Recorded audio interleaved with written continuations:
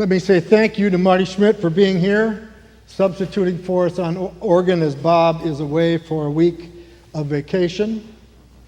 And Luke, if you would, will you tell your mommy and daddy that there's a flower here for you? And Bailey, would you tell your mommy and daddy there's a flower here for you? And just to show that I do know the difference, the blue one's for the boy and the pink one's for the girl. Our gospel reading this morning is from Matthew chapter 22, verses 15 to 22. Then the Pharisees went and plotted to entrap him in what he said.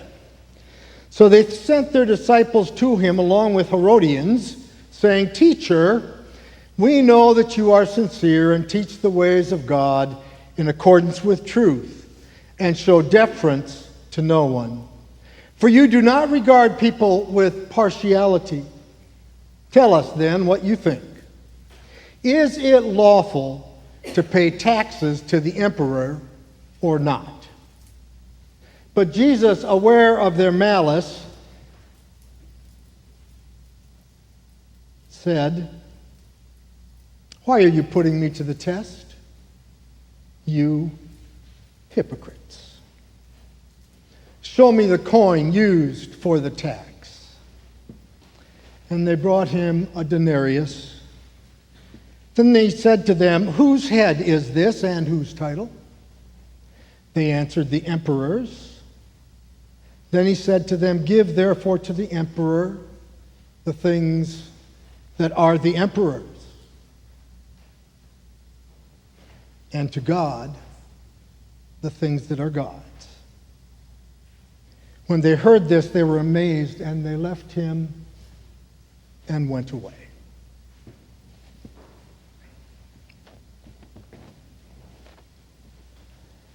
Halloween is just a few days away. The children that you saw here this morning will dress up in costumes, trying to disguise themselves. Some of us might go to Halloween parties and do the same thing, dress up so as to fool the people into not knowing who we are. I think the best party I ever went to on Halloween with costumes was the gentleman who was dressed as a refrigerator, a real free refrigerator, and it worked. I won't tell you what was in it. But isn't that the story of our lives? We dress up in costumes so people won't know who we are. We have this self-image that we want to portray to everyone. We want to look like we're confident even when we're not. We like to look like we're wealthy, driving fancy cars and wearing clothes with the right labels when really we're not. We like to talk about our children as if they are the very best child in the world, even though they may not be. Of course, Grandpa and Grandma are looking at me really badly right now. But we all hide behind costumes because the image that we want to portray is usually not the image of who we really are. The Herodians who came from the court of King Herod and the Pharisees who were the religious leaders in the towns got together. Both groups had been trying to figure out how to put Jesus away, how to put the final nail in his coffin, so to speak. They thought, if only we can come up with a question that will be able to either, one, arrest him for, Herodians, or two, get the people to stop following him. And the question they came up with was, is it lawful to pay taxes to the emperor? Obviously, the Herodians wanted him to say yes. Now, what the Pharisees wanted him to say, I don't know. Because if he said yes, they might be a bit discouraged and not happy. Or if he says no, then the Herodians are going to want to arrest him and throw him in jail because he is not living up. And he's advocating for revolution. But Jesus is smarter, and he's got nothing to hide. There's no image that he's trying to put out there that isn't real. When they said all those things about him, they might have been buttering him up, but they all were true. Jesus says, show me a coin. Show me the tax coin. And on that tax coin was an image. And that image was of Caesar. Now, if that had been the only coin in the community, that would have been an easy discussion. But they all carried more than one coin. You see, the coins for the temple, used for worship and sacrifice, the coins that they put in their offering plates on the Sabbath, could not have Caesar's face on it. No graven images at all. Although they don't ask it, Jesus answers it, and I wish he wouldn't have. You know how he does that? He does it all the time. He gives an answer, and it would be a great answer. Give unto Caesar the things that are Caesar's. Okay, good. Let's go home. It's at that point that he goes from preaching to meddling and give to God the things that are God's. What things in our lives are God's? Is there anything in our life? Is there anything in our life that is not God-given? Can we claim to be smart because somehow we made ourselves smart? Can we claim to be good-looking because we've used hairspray and makeup to make us look good-looking? Can we claim to be strong because we paint stripes on our abs so it looks like we're cut? There's nothing that we can claim that is not a gift from God to us. So Jesus is saying, you can give the taxes to Caesar, but you need to give your life. You need to give all that you have and all that you are to God. No matter who we are, no matter where we are, no matter what we're struggling with in terms of our image, God graciously offers us ways to feel and be better,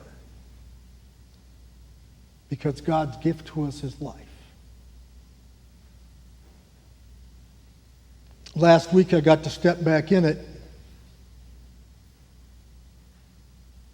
on Sunday with just dipping my toe in. I didn't have to preach. All I had to do was be up in front. I said the benediction, and we all went home, and I went, gee, that was easy. I got up Monday morning,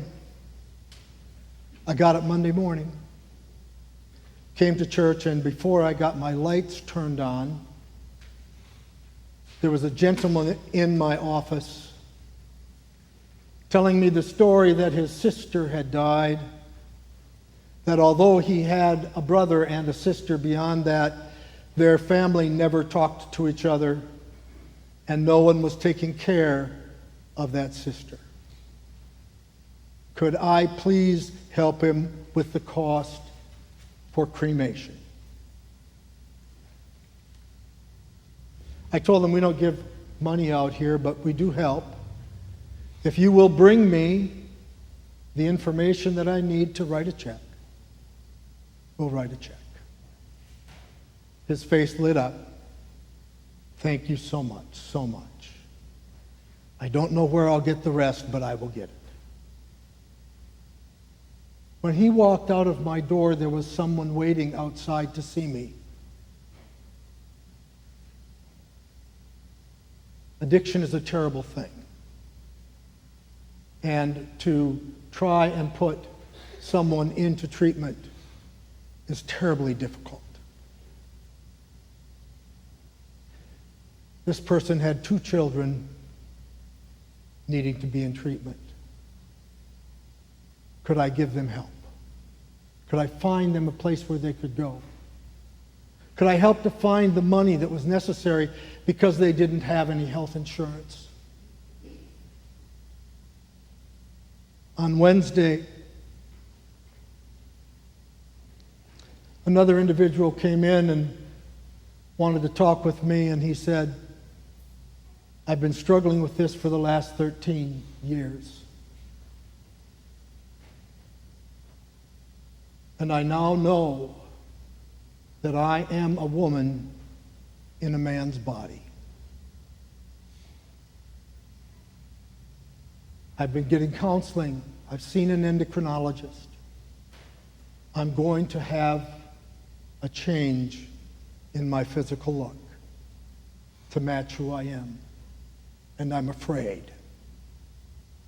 I'm afraid because we've gotten pretty good at accepting gays and lesbians, but transgenders scare the socks off us. And so they have become the new group to punish. And he was afraid. And he was afraid that the church he attended would reject him. He was afraid that his father and mother would reject him. He was afraid that he could get beat up or killed. This is my stewardship sermon for the year. What image is on your coin? Are you going to pay taxes to Caesar? Or are you going to help us do ministry in your name in this place? Because this is what we do every day, all week long. May God bless you and bless us as you consider how you are going to give to this church in 2018. You'll be getting your cards in the mail sometime in this next week. And we will be asking you to bring them forward on November 12th, as we will have one service, all of us together. Amen.